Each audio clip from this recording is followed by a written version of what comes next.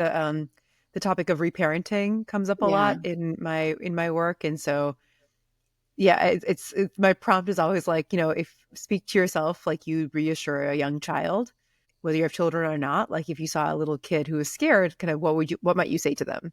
Yeah. Right. And about their fear without telling them that, without just telling them that they don't have to be scared.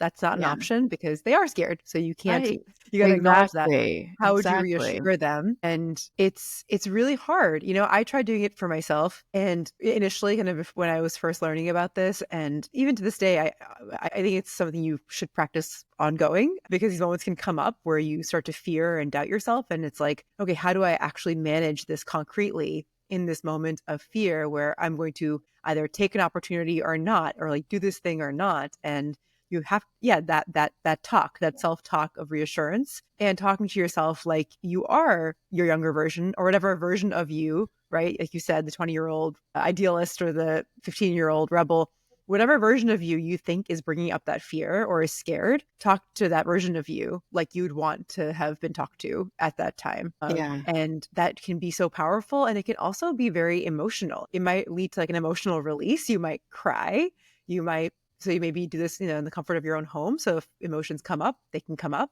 because there's a lot of discovery and realizing that if you either didn't have that in particular, that type of Yeah. reassurance when you were growing up or in that phase from anybody, whether it was your family, your mentors, your peers, your friends, you may have been holding on to a lot of the sadness that came along with that fear, or that fear was actually masking, you know? Yeah. And then suddenly you're having to deal with it now in this Right. interaction with yourself. And so I think that's also another example to me of like a negative emotion that actually can be very positive and more of like a release. And that you may start to notice kind of as you go forward and continue to do things with fear at daycare, with fear not right there.